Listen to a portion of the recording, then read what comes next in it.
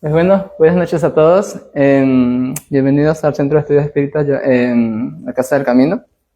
El día de hoy vamos a ver el tema El hombre de bien. Esto lo encontramos en el Evangelio según el Espiritismo, en el capítulo 17, ítem 2. O ítem 3, depende de la versión del capítulo. Y comencemos. ¿Qué es un hombre de bien? En el libro de los Espíritus, en la pregunta 918, nos dicen, ¿mediante qué signo se puede reconocer en un hombre el progreso real que debe elevar a su espíritu en la jerarquía espírita? Los espíritus contestan, el espíritu prueba su elevación cuando todos los aspectos de su vida corporal constituyen la práctica de la ley de Dios y cuando comprende por anticipado la vida espiritual. ¿Qué puede significar esto, no? Vamos a verlo mediante una historia para poder entender un poquito más este concepto que de pronto puede ser muy abstracto para algunos. Veamos la historia del abuelo José Bret. José Bret fue un señor fallecido en el año 1840 y fue evocado en Burdeos por su nieta en el año 1862, es decir, 22 años después de su desencarnación. Le pregunta a la nieta en una sesión mediúnica que están haciendo, querido abuelo, ¿podéis decirme cómo os encontráis entre los espíritus y darme algunos pormenores instructivos para nuestro progreso? Y el espíritu le responde, todos los que os plazca, querida hija, espío mi falta de fe. No obstante, grande es la bondad de Dios, que toma en cuenta las circunstancias.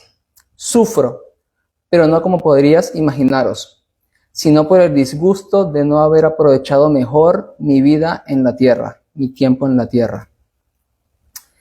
¿Cómo, abuelo?, pregunta la nieta. ¿Acaso no habéis vivido siempre con honestidad? El abuelo contesta, sí, según la opinión de los hombres. Con todo, existe un abismo entre la honestidad ante los hombres y la honestidad ante Dios.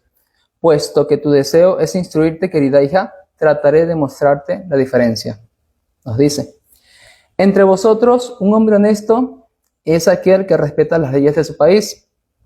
Es honesto cuando no perjudica a su prójimo de manera ostensible, aunque muchas veces le quite, sin el menor escrúpulo, la felicidad y la honra, dado que ni el Código Penal ni la opinión pública alcanzan al culpable que es hipócrita.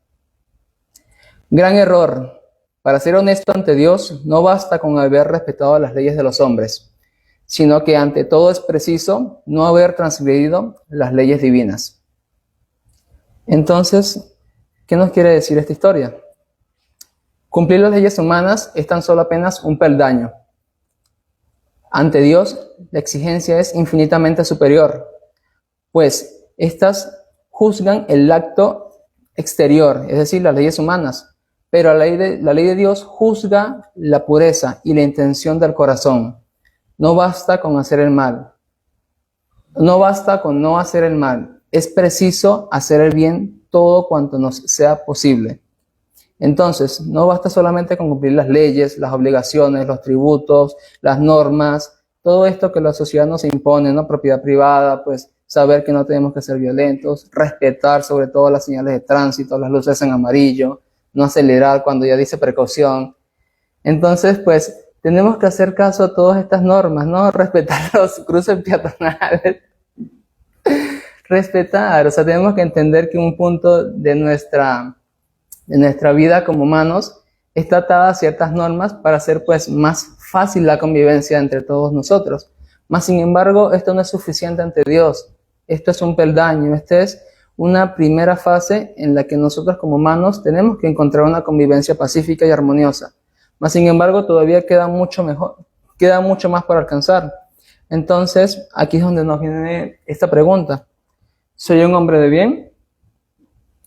Y entonces, en este punto, les voy a repartir unas hojitas, pues, para ir haciendo una especie didáctica y que sea, a ver, señorita, por favor, si gusta.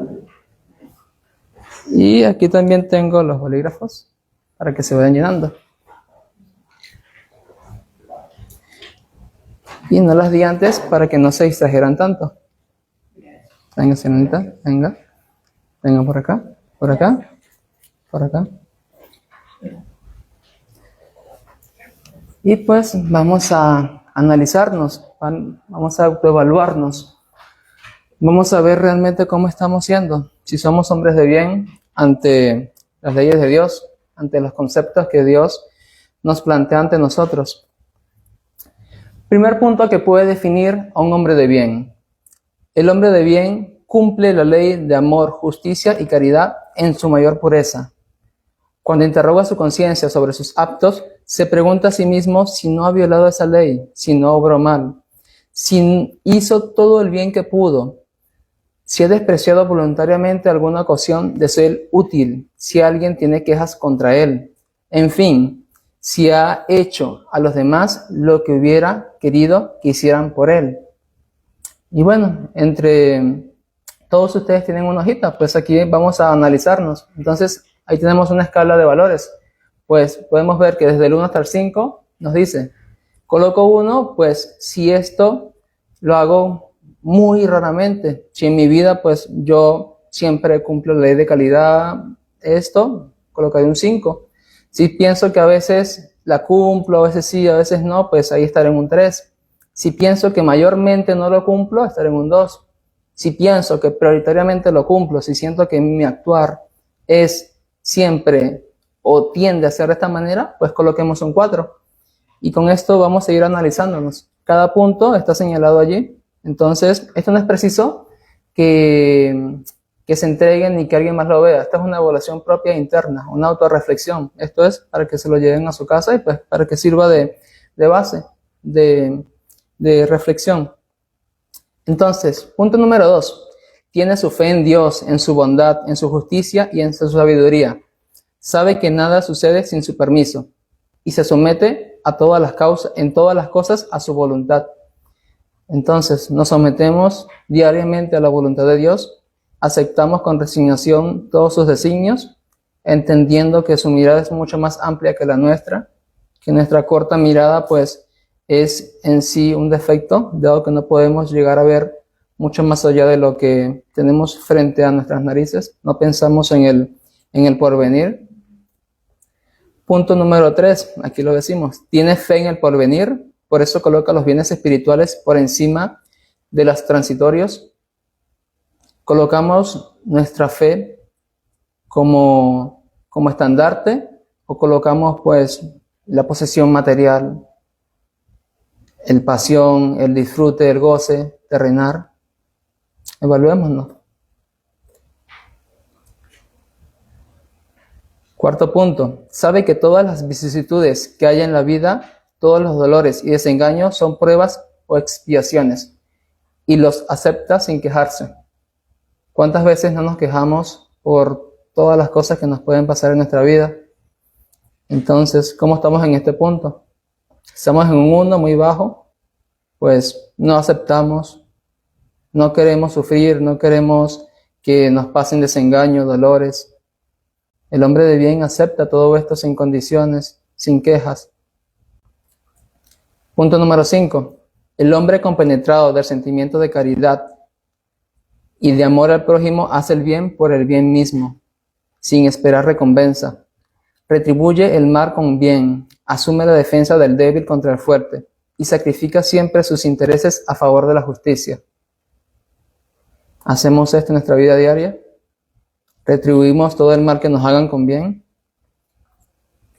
Punto número 6. Encuentra satisfacción en los beneficios que esparce, en los servicios que presta, en hacer felices a los demás, en las lágrimas que enjuga, en los consuelos que prodiga a los afligidos.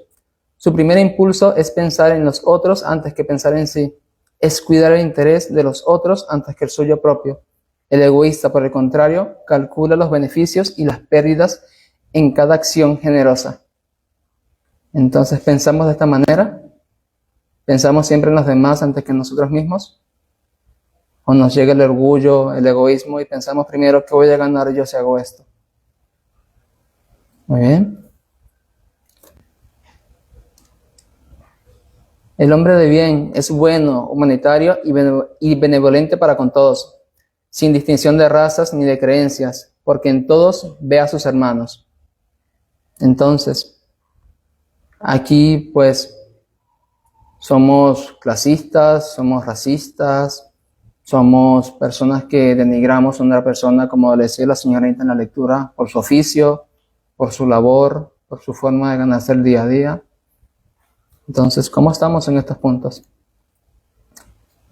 ¿Respetan los demás las convicciones sinceras y no censura a los que piensan distinto a él?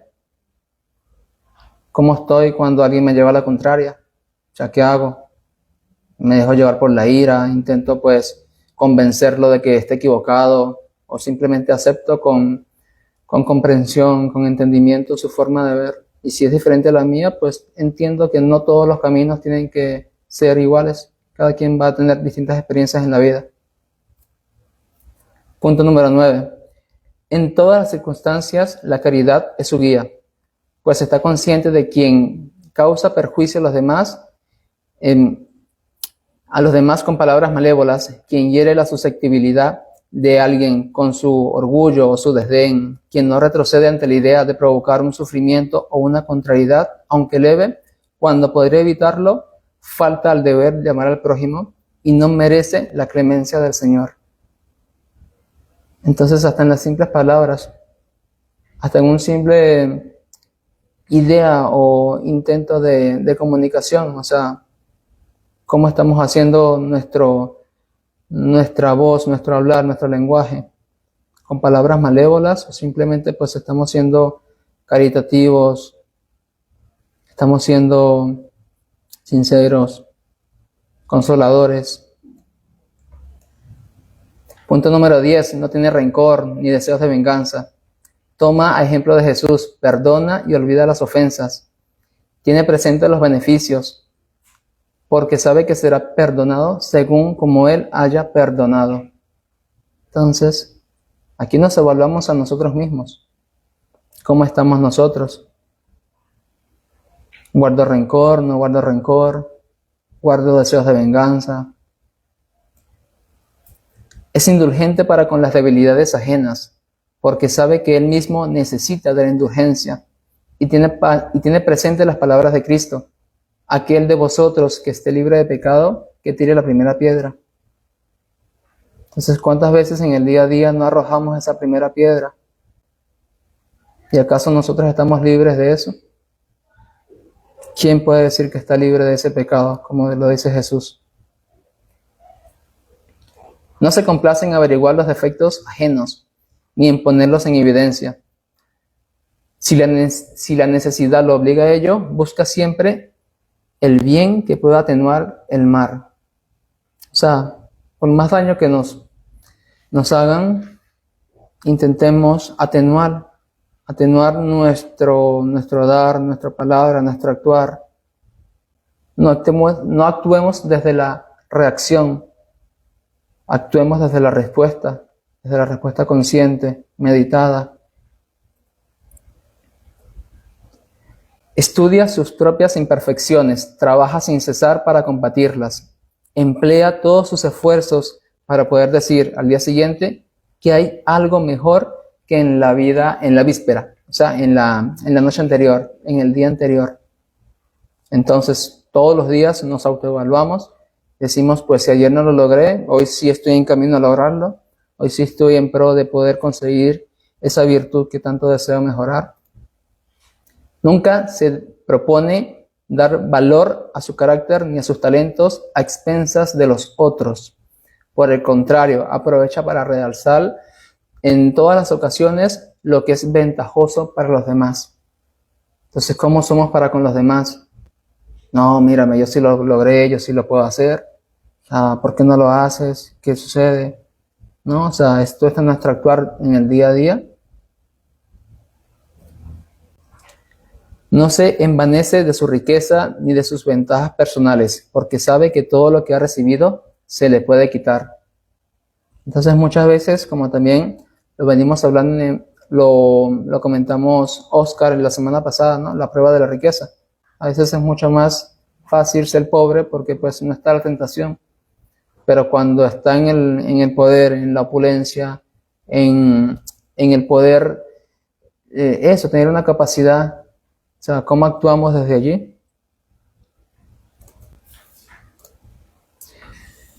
Usa, pero no abusa de los bienes que se le conceden, pues sabe que constituyen un depósito del cual deberá rendir cuentas y que el mal empleo puede ser perjudicial. ¿Cómo estamos aquí?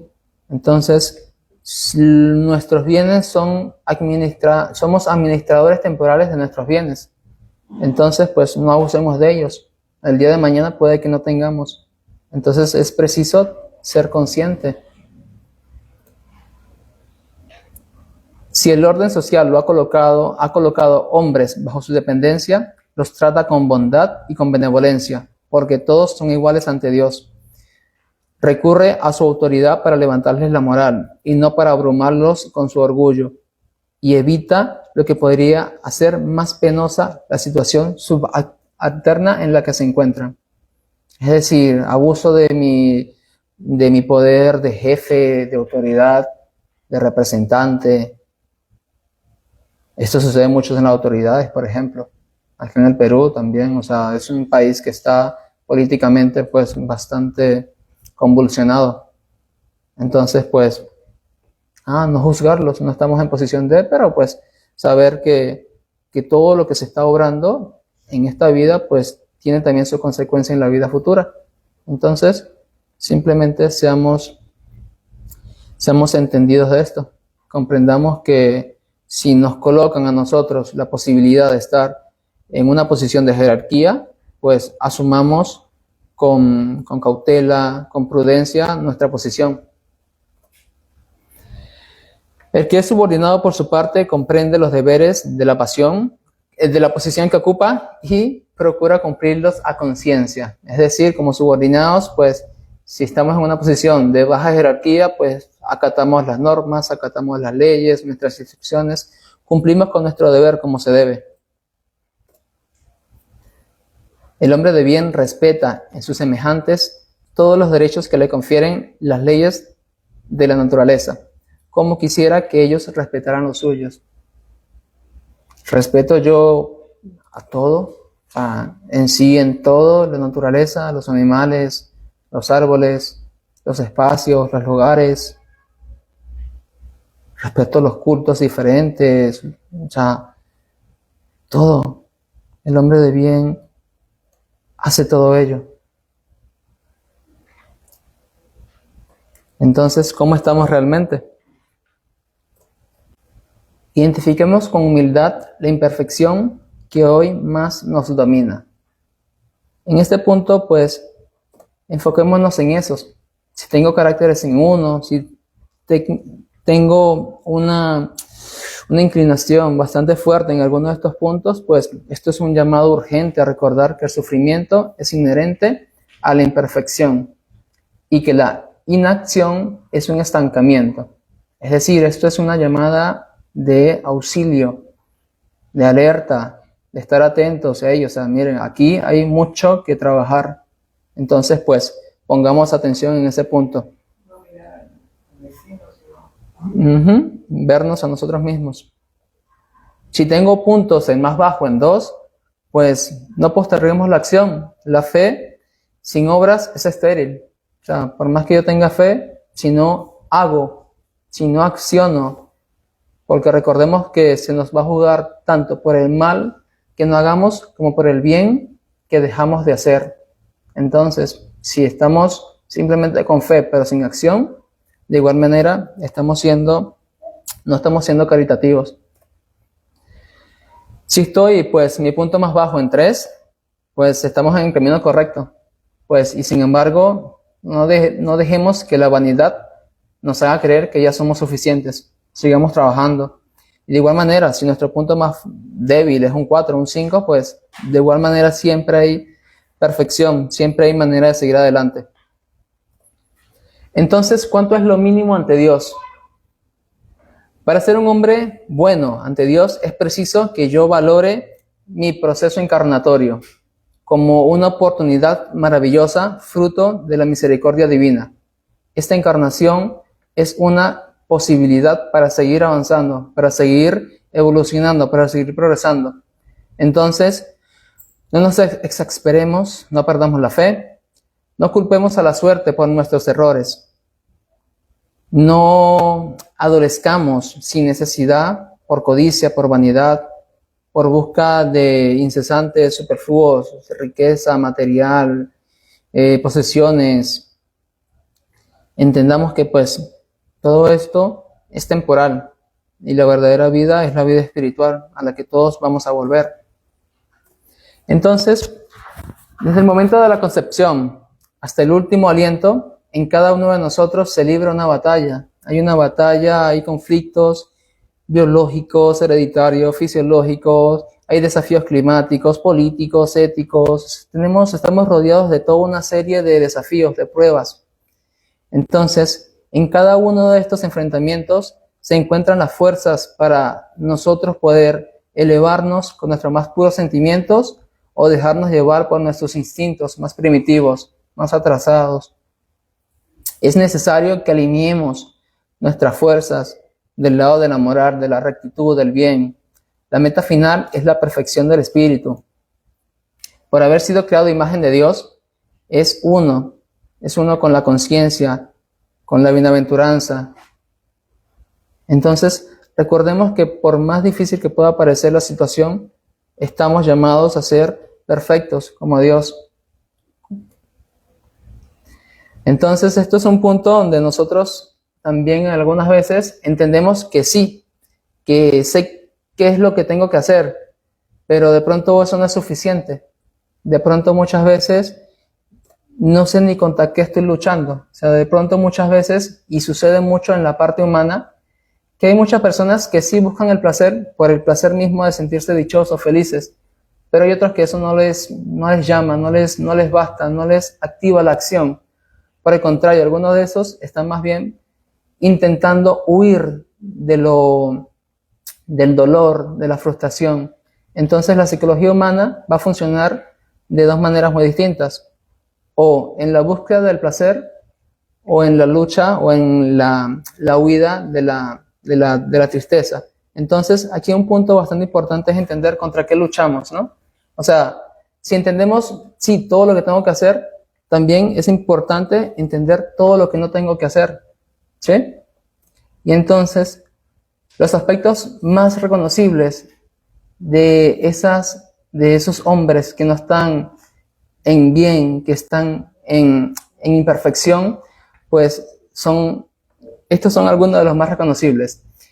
El deseo material, la ira, la gula, el avaricio, los celos, la maldad, la lujuria, el abuso de la sexualidad, la promiscuidad, la deshonestidad, la mezquindad, la crueldad, la animadversión, el deseo de herir a los demás, el instinto destructivo, la desconsideración, la dureza en el lenguaje, el deseo de herir a los demás, el pensamiento, la impaciencia, la codicia, el egoísmo, la arrogancia, la vanidad, el orgullo de casta, de clase social, el orgullo racial, la falta de delicadeza, la prepotencia, la actitud insolente, el descaro, el rencor, la belicosidad, la falta de armonía, la actitud vengativa, la susceptibilidad, la pereza física, la falta de iniciativa, la cobardía, la falta de atención y pereza mental, la indiferencia espiritual, la falta de disposición para meditar, la tendencia a postergar la búsqueda espiritual, la impureza del cuerpo, mente y alma, la deslealtad hacia Dios,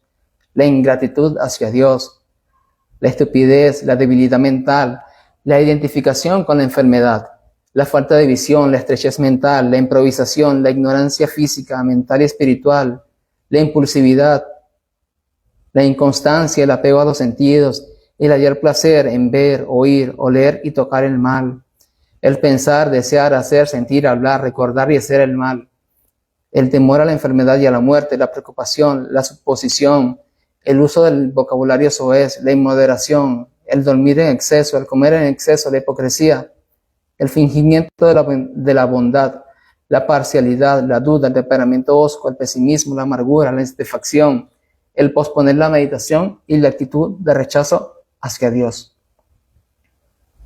O sea, pues no hay imagen para poder definir todo esto, pero, o sea, todos estos son signos de una mente ciega, de un ser humano en bastante imperfección, en bastante dolor, en bastante sufrimiento.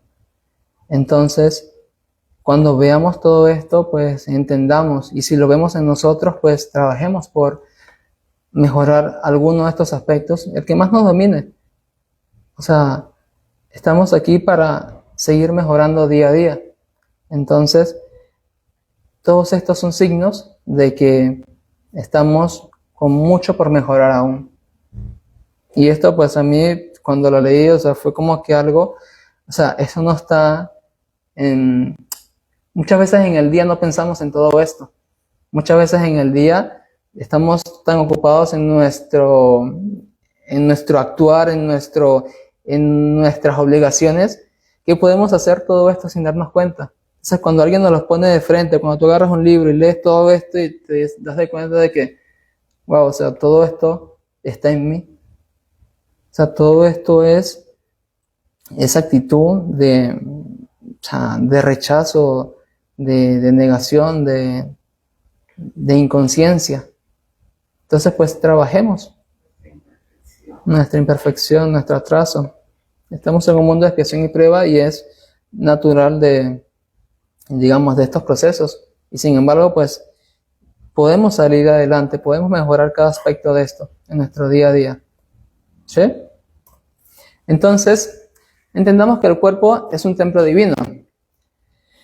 Sois templo de Dios y el Espíritu de Dios habita en vosotros. Esto lo vemos en Corintios. Entonces, en cada uno de nosotros, la inteligencia suprema nos ha dispuesto de mecanismos con el cual nos influimos y con el cual nosotros podemos influir en el mundo. Estos son pues nuestros sentidos, nuestros ojos, que son la ventana de luz que permiten ver formas. ¿Preguntas? ¿No? Nuestros oídos, que son centinelas, que nos permiten recibir sonidos del mundo. Nuestro olfato, nuestro gusto, nuestro tacto. Cada uno de ellos nos permite sentir el mundo en diferentes formas. Y también tenemos mecanismos que nos permiten interactuar con ese mundo, nuestra voz, nuestras manos, nuestro impulso creativo, nuestro instinto de procreación, nuestros pies, nuestro movimiento,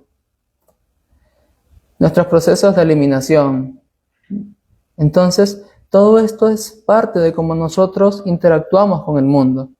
Entonces, ¿cómo estamos? ¿Nuestros sentidos están en amor o están en ego? ¿Nuestro oído es un oyente de la verdad? ¿Escuchamos el consuelo, la esperanza, el llamado del afligido? ¿O en cambio escuchamos solamente la adulación, el chisme, la crítica, la vanidad?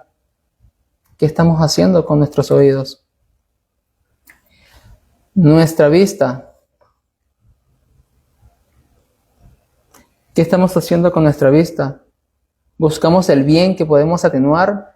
¿Vemos en cada persona a un hermano con el que podemos identificarnos? ¿O en cambio vemos solamente el defecto ajeno al cual censurar? Nuestro olfato. Busca las fragancias puras, valora la sencillez y encuentra en los aromas pureza y devoción. ¿O en cambio buscamos los lujos, los placeres materiales, los perfumes caros? ¿Qué buscamos? Nuestro gusto. ¿Practica una alimentación correcta? ¿Utilizamos el alimento para sostener nuestra vida, nuestra misión con sobriedad y con gratitud? ¿O en cambio caemos en la gula, el exceso, el descontrol, convirtiendo nuestra alimentación en una pasión desbordada, en una pasión incontrolada? Nuestro tacto es un generador de sensaciones de paz. Utilizamos el contacto para dar consuelo, apoyo fraterno, para dar una ternura desinteresada. O por el contrario, nos dejamos llevar por el contacto sensual, utilizando el cuerpo físico para la pasión y el egoísmo. Entonces, ¿de qué nos influenciamos? ¿Qué estamos permitiendo que entre a nosotros? Nuestros sentidos son la puerta a eso. Entonces, pues seamos vigilantes de qué está entrando, de qué está llegando a nuestra vida. Y al igual, seamos conscientes de qué está saliendo en nuestras acciones. ¿Qué hay fuera? Nuestro lenguaje. ¿Cómo nos comunicamos? ¿Utilizamos nuestra voz de manera amable y veraz? ¿Utilizamos nuestra voz para dar consuelo, para ver la dicha, la verdad, la caridad y evitar activamente la maledicencia? ¿O en cambio caemos en el lenguaje cruel, en la calumnia, el orgullo y la queja constante? ¿Utilizamos nuestra habilidad manual para hacer un trabajo digno, para hacer un auxilio al fraterno, para crear obras de bien? ¿O por el contrario, lo usamos para destruir, para causar fraude, para causar apropiación indebida de propiedades, de lugares? ¿Nuestros pasos son virtuosos? ¿Nos dirigen hacia lugares de misión, de servicio, de estudio, de ayuda al necesitado? ¿O por el contrario, nos llevan a lugares de vicio, de discordia, nos alejan del deber? Nuestra procreación, nuestro instinto, ¿es un impulso controlado o no? ¿Se rige por la función de amar, de respetar y de ser responsables? ¿O en cambio caemos en la promiscuidad, en el uso irresponsable y egoísta de esa función sexual que se nos ha dotado? Somos higiénicos con nuestro cuerpo, o sea, mantenemos una disciplina y una sobriedad corporal, haciendo de este cuerpo un espíritu, un templo digno para el espíritu, o en cambio caemos en el descuido de la higiene corporal por pereza o por falta de voluntad. Entonces, con todo esto, pues, analicemos en qué punto nos encontramos, qué estamos permitiendo que nos influya y cómo estamos influenciando nosotros también con el mundo. ¿Sí? Con todo esto, pues, ¿quién puede catalogarse entonces como un hombre de bien? ¿Quién puede decir que ha sido hombre de bien? Han sido, por ejemplo, hombres de bien, premios Nobel de la Paz, como Nelson Mandela, como Martin Luther King, María Corina Machado, María Teresa de Calcuta, Mahatma Gandhi, Malala Fauci, Yao Fassi. Son hombres de bien ellos, por haber creado, por haber buscado la paz en el mundo. O por ejemplo Sócrates, Platón, Lao Tse, Confucio, buscando de llevar ideas nuevas al mundo, trayendo la moral, la filosofía, el estudio de la mente y del comportamiento humano. O de pronto pues influencers, que son filántropos, que permiten que la vida de los más necesitados sea dignificada, como MrBeast, como eBay, como Keanu Reeves, que por miles de películas que ha hecho ha donado y ha construido miles de fundaciones, hospitales, Morgan Freeman, que ha dado pues toda una vida de apoyo a la comunicación, al compartir su mensaje, su caridad, su pureza. ¿Son hombres de bien? ¿Se pueden catalogar como hombres de bien a ellos? O tal vez a esos avatares, a esos yogis, a esas personas que han dado su vida por un estudio, a Krishna. Estos últimos tres, pues últimamente estamos aprendiendo mucho de ellos, que son la Hiri Masahaya, Swami Yukteswar y Paramahansa Yogananda, que han sido pues uno, digamos, de los más últimos eruditos de la India en cuanto al estudio de la espiritualidad, en cuanto al compartir de un mensaje de conciencia. Entonces, ¿se puede catalogar a todos ellos como hombres de bien? Aquí en la doctrina espírita tenemos hombres de bien. Maestro Jesús, por enaltecernos nosotros y querer decirle hombre a él, pero es un espíritu puro. Un verdadero hombre de bien. Nivaldo Franco, quien en un mundo saturado de ruidos y distracciones fue un eco profundo, una voz que emanaba del alma.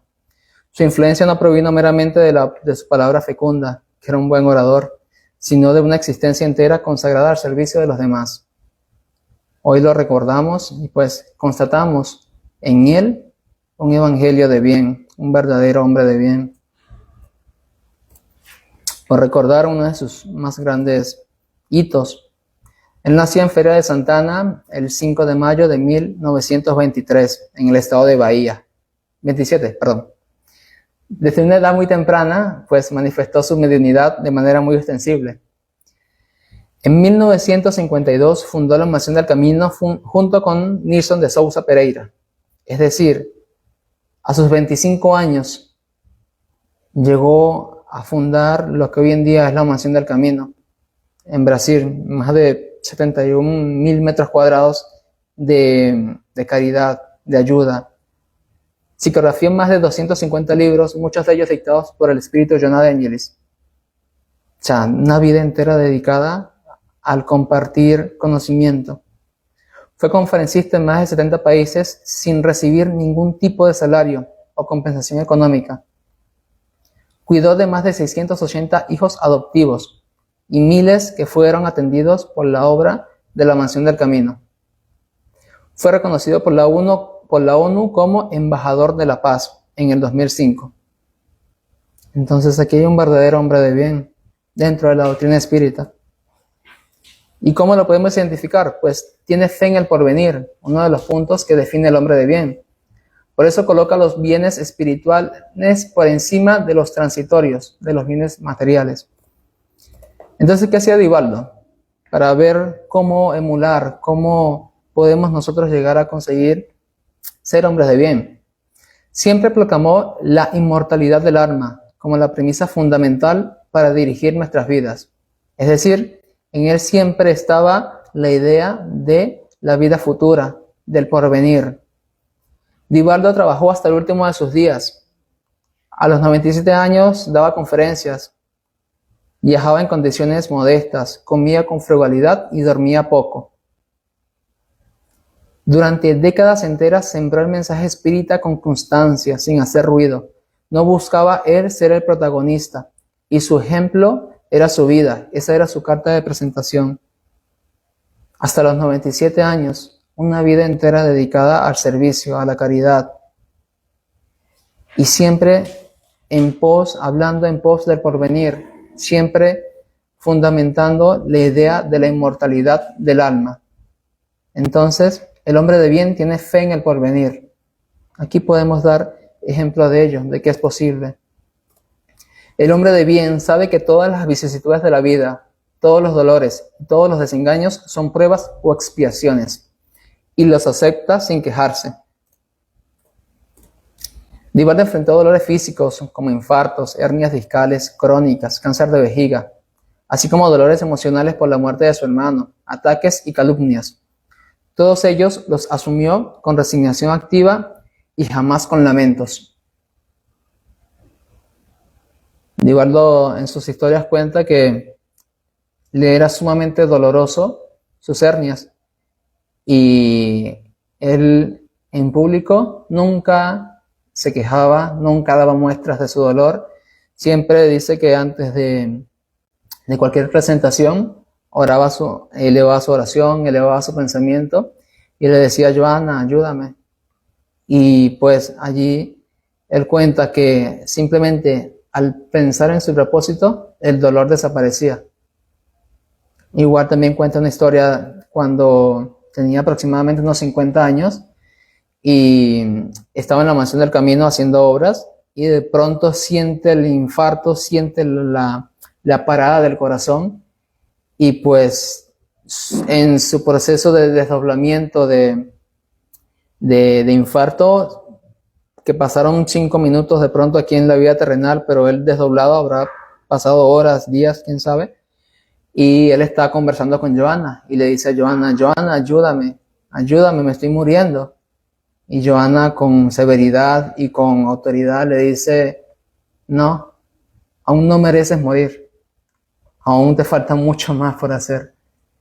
Entonces, ella, por ejemplo, nos da ejemplo de cómo puede ser de severo un aprendizaje. Entonces, de pronto, nosotros creemos o podemos llegar a pensar que el morir bien, todos merecemos un morir bien, por así decirlo. Y pues el morir bien en la en el conocimiento espírita o en la doctrina espírita, pues es un merecimiento. Es una gran bendición poder pues morir en paz, en armonía. Y pues Divaldo, al trascender hace poco más de 6 meses, en mayo, pues ha dado muestra de ello. O sea, de cómo su vida fue toda aceptada en vicisitudes, en dolores. Aceptó todas las pruebas y calumnias. O sea, muchos lo atacaban por charlatán, porque pues veía tanto, era tan ostensible su mediunidad que podía simplemente estar hablando con los espíritus en cualquier lugar, en cualquier momento.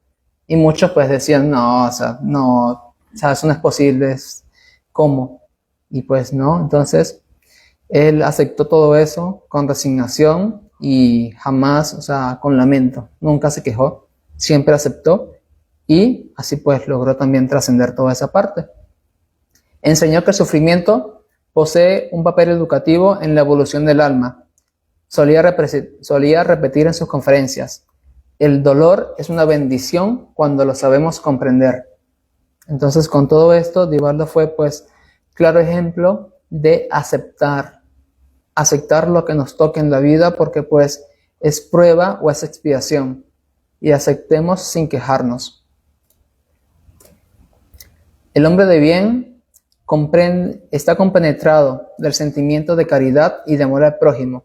Hace el bien por el bien mismo, sin esperar recompensa. Entonces, imagínense que Divaldo hubiese esperado para, no sé, que hubiese tenido unos 50 años para fundar la Casa del Camino, que hubiese estado más estable, que ya pues hubiera de pronto logrado, no sé, un reconocimiento, una fama, algo que lo sustentara a él. O sea, no. Él desde el primer momento en que entendió que su propósito era servir, pues se dedicó, no esperó a tener las condiciones perfectas. Fundó la obra gigantesca en uno de los barrios más humildes de Salvador. Nunca utilizó el espiritismo como herramienta de ascenso para su vida personal. Su apostolado fue silencioso.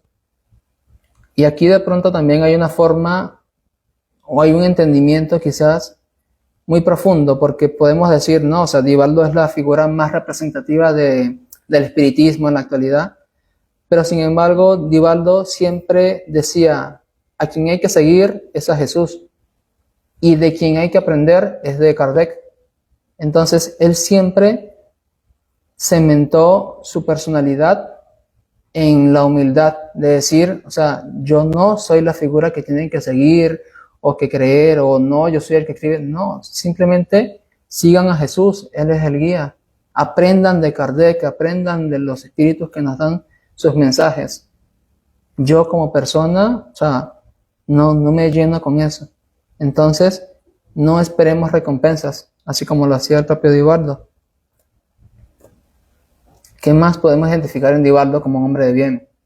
Retribuye el mal con bien, asume la defensa del débil contra el fuerte, sacrifica sus intereses a favor de la justicia. Y aquí entendemos que Divaldo fue pues víctima de calumnias, de ataques, acusado de fanatismo, de charlatanería, y nunca devolvió la agresión. Respondía con oración, con serenidad, con humildad a quien se sirve, a quien sabe que sirve para algo mayor. Jamás cultivó resentimientos. Aunque muchos los atacaron, él abrió su corazón en conferencias y oró por ellos. Hay una historia también bien curiosa, que la leí hace poco, que dice que en una noche Divaldo iba a dar una conferencia y un hombre corpulento, alto, negro, lo ataca. O sea, y le dice que lo va a robar y que le dé todo lo que tiene. Y Divaldo le dice, pues toma mi vida, es lo único que tengo, no tengo nada. Y el hombre enfurecido le dice, dame todo lo que tienes o te mato. Y Divaldo le dice, pues mátame, pues el cuerpo físico solamente es una materia, mi espíritu se elevará e iré a la patria espiritual y seré recibido por mis guías.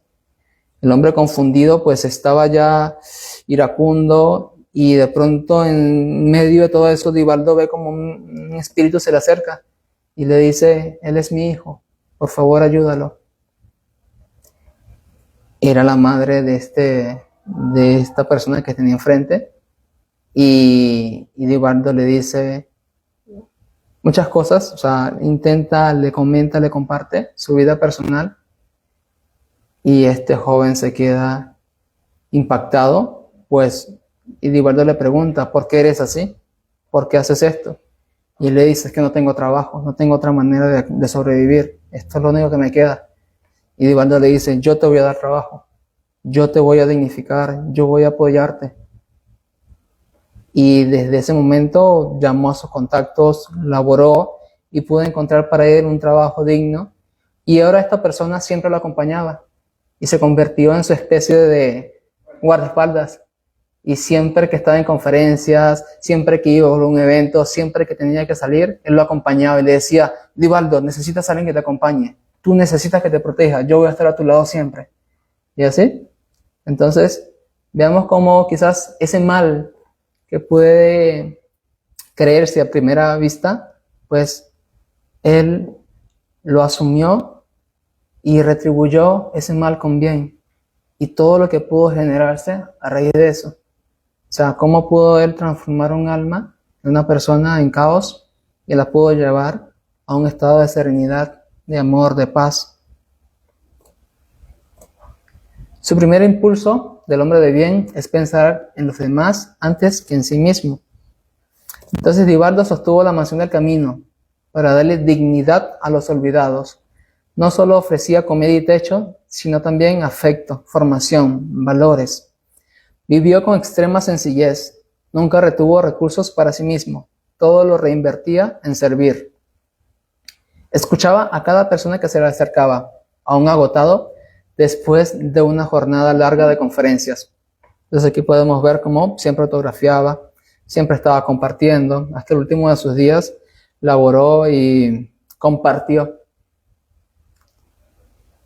Hay pues miles de historias de Divaldo que me quedé sorprendido de verdad de escucharlas. Y cuenta una que él estaba terminando la conferencia a algo de las 9:40 de la noche. En el salón habían como unas 6,000 personas. Y fue caminando, abrazando una por una. Cuando llegó a la puerta, eran más de las 12. Más de 2 horas se demoró saludando, abrazando y compartiendo con cada una de las personas. Entonces, o sea, esa es la vida de un servidor. Entonces la pregunta, ¿es posible ser un hombre de bien hoy, en la actualidad? Y la vida de Divaldo, pues, no es una utopía, es una biografía en acción. O sea, es un ejemplo recién, demostrándonos que es posible enfrentar el dolor físico y moral con resignación, enseñándonos que la existencia consagrada a la caridad, al servicio, es el único camino para una felicidad plena. Entonces, su vida es la respuesta a la pregunta, si es posible ser un hombre de bien en la actualidad. Pues bueno, muchas gracias por su atención. Esperamos que les haya gustado. Gracias.